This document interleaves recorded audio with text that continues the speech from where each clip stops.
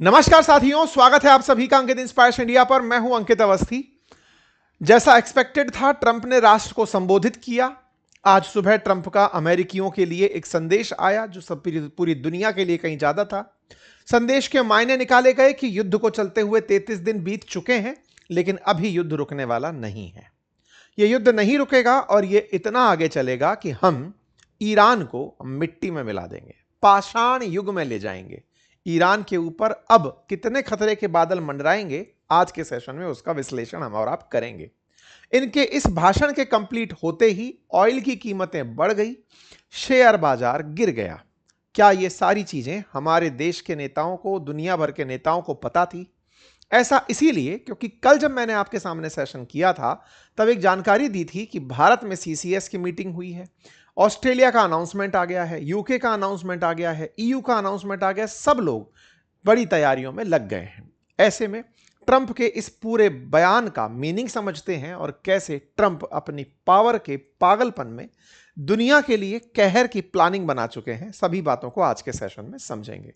तो क्या Iran war खत्म हो रहा है? ट्रंप का कहना था कि वो ईरान छोड़ देंगे, तो उनका छोड़ना और आज से 2 हफ्ते बाद छोड़ना, इन 2 हफ्तों में क्या क्या बिगाड़ देंगे, इसकी चर्चा आज के सेशन में। हमेशा की तरह आपके लिए फिर से एक अनाउंसमेंट रिमाइंडर है। रिमाइंडर ये कि इस रविवार सुबह होने जा रही है एक वेबिनार, जिसमें आप और मैं बैठ करके डिस्कस करेंगे कि कैसे आप अपने लिए वाइब कोडिंग से बढ़िया वेबसाइट बना सकते हैं। ऐसी वेबसाइट जिसका आप अपना प्रोफाइल शेयर कर सकते हैं। अगर आप चाहते हैं ऐसी ही वेबसाइट बनाना, तो जाइए, एक कमेंट बॉक्स के अंदर हमने लिंक पिन किया हुआ है, जहां पर आप हमारी व्हाट्सएप कम्युनिटी को ज्वाइन कर सकते हैं। अपनी डिटेल भरें, ज्वाइन करें, साथ ही चैनल को सब्सक्राइब करना ना भूलें।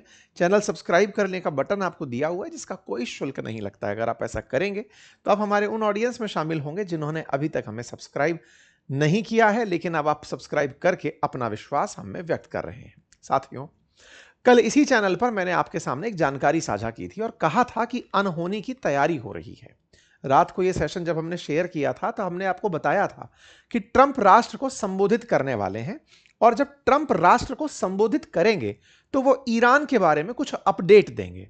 इनके अपडेट से पहले ही ऑस्ट्रेलिया के द्वारा जो कदम उठाए गए, उनकी जानकारी आ गई थी। हमने आपको बता दिया था कि ऑस्ट्रेलिया ने क्या क्या प्रिकॉशनरी मेजर रख लिए हैं कि भैया हम ये सब काम करेंगे, एक्साइज ड्यूटी घटाएंगे, खर्चे बचाएंगे, टाइप से सारी चीजें।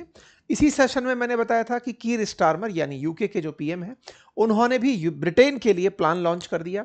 और उसी मीटिंग में मैंने बताया था कि कल के सेशन में कि भारत के प्रधानमंत्री ने भी कैबिनेट कमेटी ऑन सिक्योरिटी की बैठक बुलाई और इन स्थितियों से निपटने की भविष्य की तैयारी। मतलब ट्रंप के राष्ट्र के नाम संबोधन से पहले ही दुनिया भर में तैयारियां होना शुरू हो गई थी। इनके हाव भाव से लोगों को यह समझ में आ गया था कि ट्रंप जो ये कह रहे हैं कि हम ईरान से वापस निकल रहे हैं, लेकिन ये भी कह रहे हैं कि 2-3 हफ्ते और लगेंगे। इसका मतलब यह है कि ट्रंप देशवासियों को इन्फॉर्म करके 2-3 हफ्ते का टाइम मांग रहे हैं।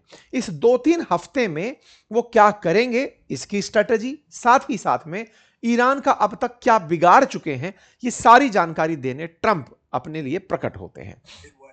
राष्ट्र के नाम संबोधन इनके यहां पर शाम को होना था, भारत के समय के अनुसार सुबह हुआ। ट्रंप ने इनको जब राष्ट्र के नाम संबोधन में बातें कही, तो इन्होंने कहा कि मेरा पहला प्रयास था कि मैं डिप्लोमेसी के थ्रू, कूटनीति के माध्यम से ईरान की रेजिम को चेंज करूं। जब नहीं हुआ तो हमने उनके न्यूक्लियर वेपन बनाने के जितने भी प्रयास थे, उन सबको विफल कर दिया।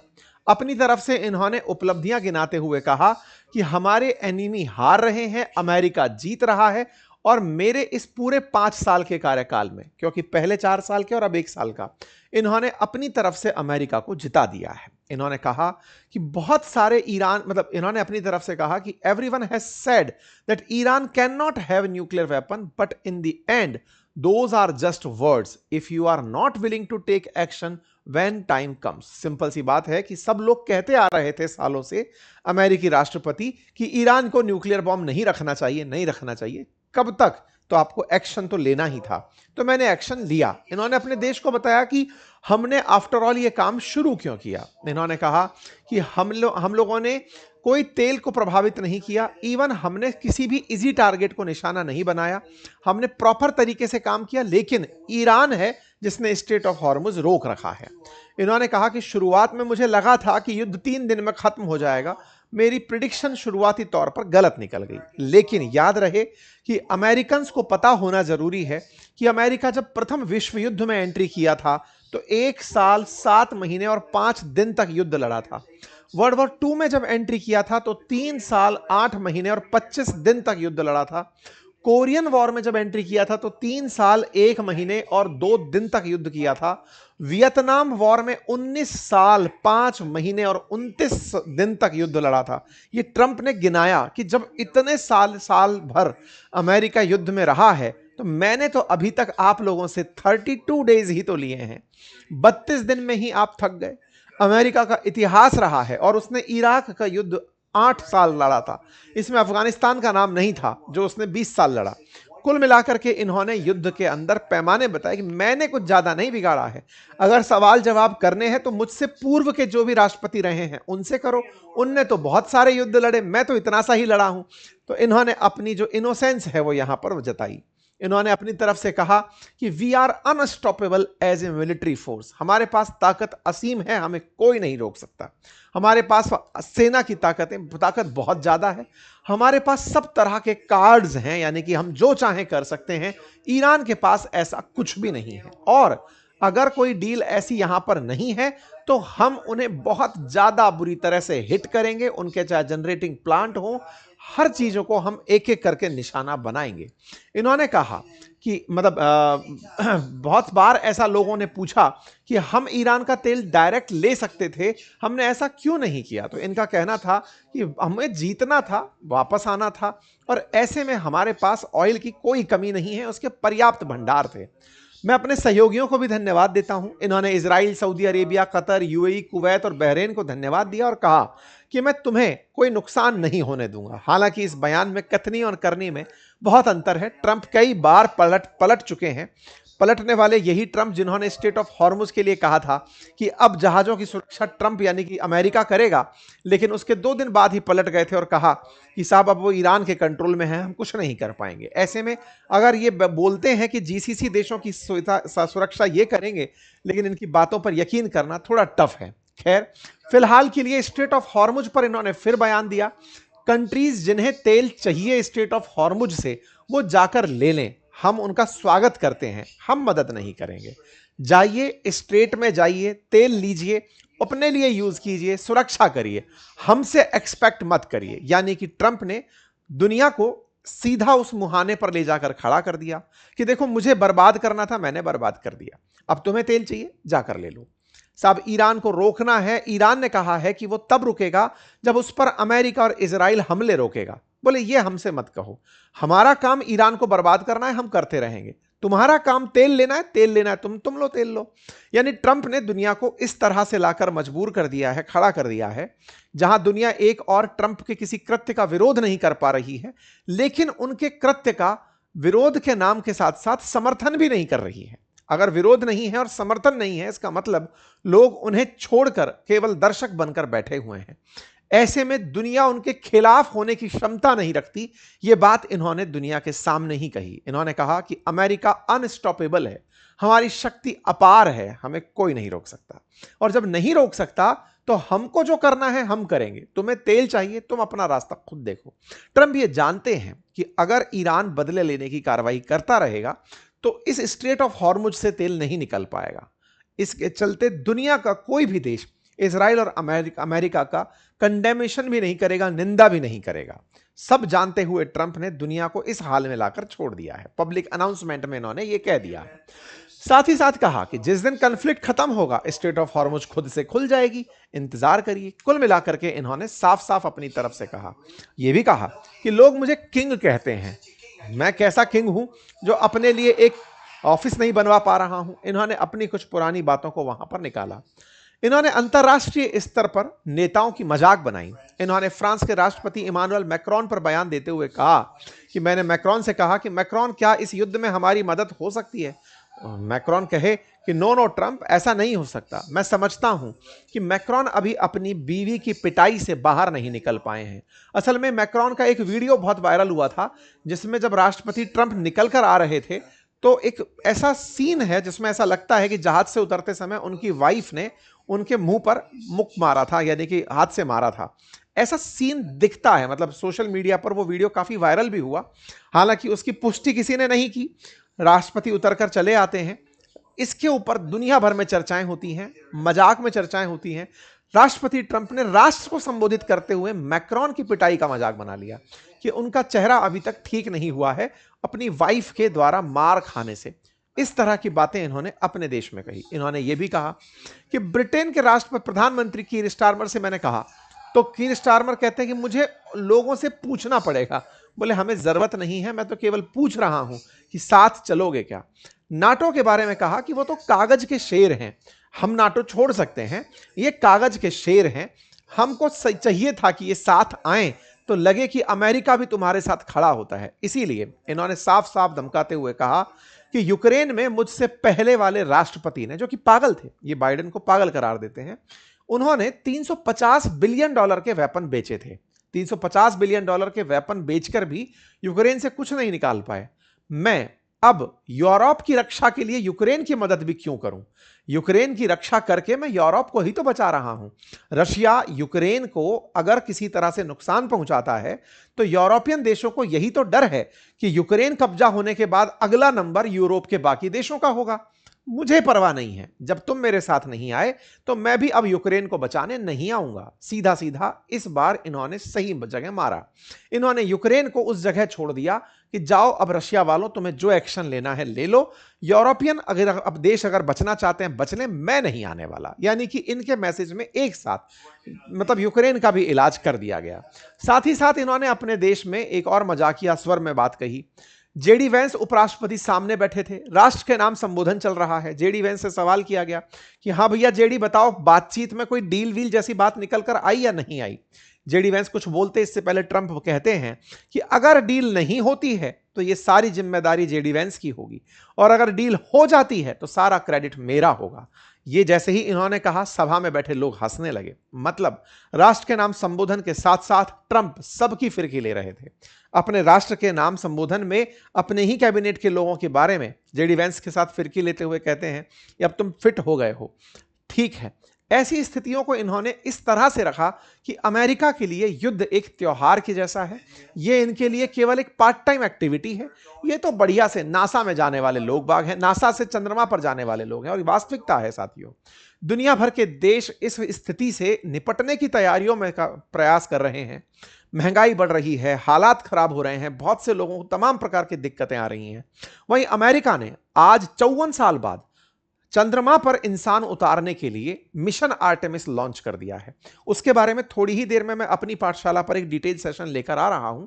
लेकिन अमेरिका युद्ध के साथ साथ चंद्रमा की यात्रा भी कर रहा है और दुनिया घर से बाहर निकलने की यात्रा में डर रही है। यह अमेरिका है।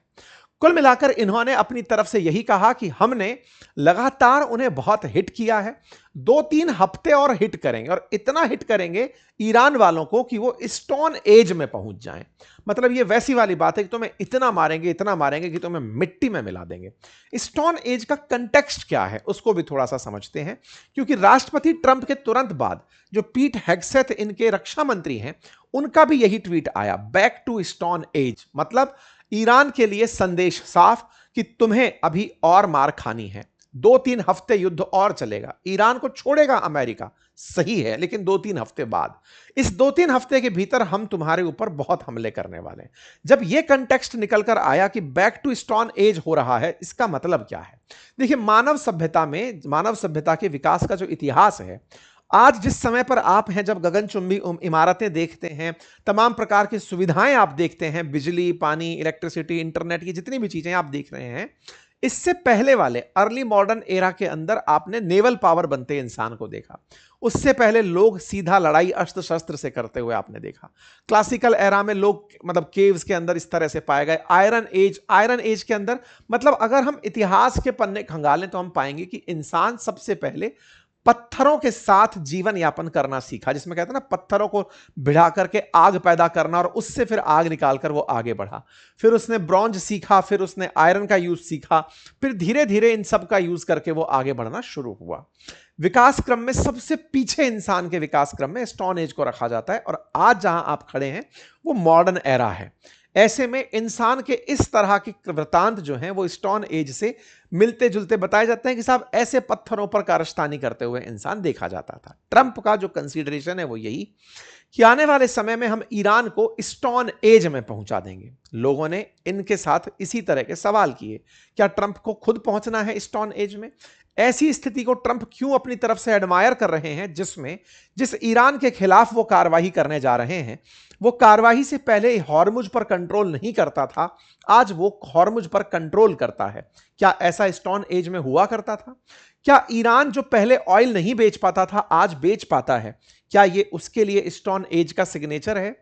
ईरान जो कि पहले न्यूक्लियर कैपेसिटी डेवलप नहीं करता था आज वो करना चाहता है, क्या ये स्टोन एज की तरफ बढ़ने का इशारा है? दुनिया में पहले महंगाई कंट्रोल में थी, अब महंगाई बढ़ने लगी। ईरान को स्टोन एज में पहुंचना है या दुनिया को, कौन बताएगा? ट्रंप पर कई तरह की कमेंट्रीज आई, कई तरह के रिएक्शंस सोशल मीडिया पर आए और कहा कि जब सर्कस किसी महल में घूम जाता है, कोई जोकर किसी महल में घुस जाता है तो फिर वो महल एक सर्कस बन जाता है। तरह तरह की टिप्पणियां ट्रंप के इन बयानों पर प्रतिक्रिया के रूप में दुनिया भर से आना शुरू हुई। इनके अपने ही अपोजिशन की तरफ से ट्रंप के इन सभी बड़े संबोधनों पर प्रतिक्रिया आई।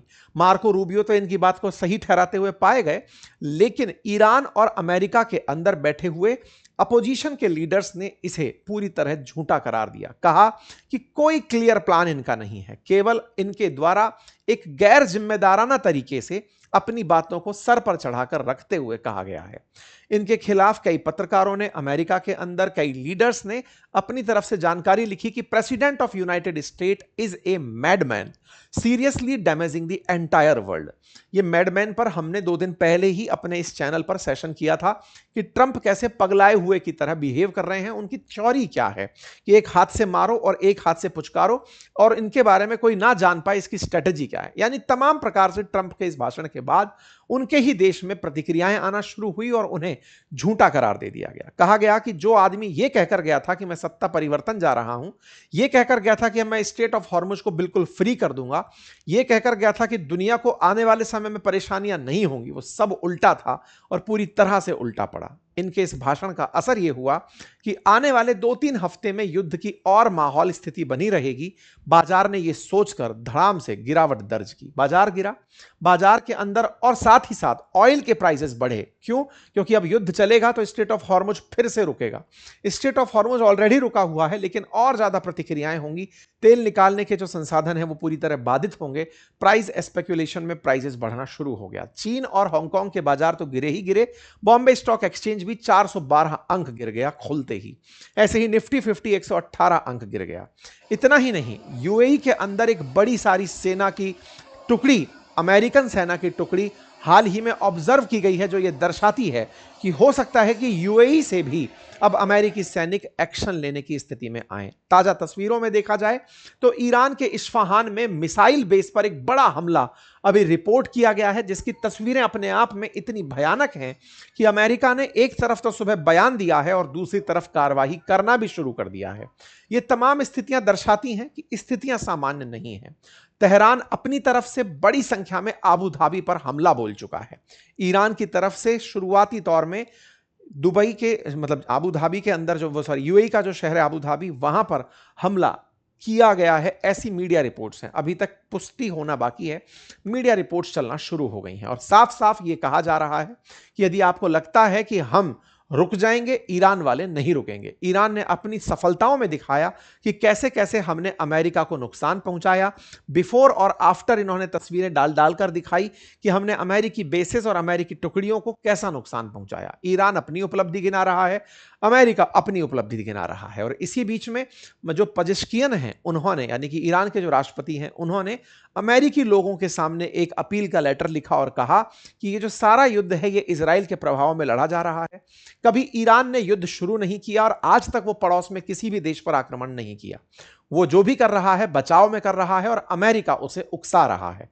जब तक अमेरिका हम पर हमला करता रहेगा, हम इनके साथ जब लड़ाई लड़ते रहेंगे, लेकिन हम इस बीच में बातचीत और सीज फायर और फिर उसके बाद वॉर, इस बात में नहीं फंसेंगे। कुल मिलाकर ईरान का साफ है कि सीज फायर का नाटक करके हम पर गोला बरसाने की तुम्हारी जो नीति है, ये जो पागलपन जो तुम जैसे कहते हो, इसे हम डिकोड कर चुके हैं। हम जानते हैं कि ये क्या सोचते हो, हम ऐसा नहीं एडमायर करते। ये था साहब पूरी कहानी का अपडेट। उम्मीद है आप सभी को ये जानकारी समझ में आई हो। साथ ही साथ में यूनाइटेड किंगडम ने अभी 35 देशों को इनविटेशन भेजा है, जिसका उद्देश्य है कि वो स्ट्रेट ऑफ हॉर्मुज को कैसे खुलवाएं बिना युद्ध लड़े।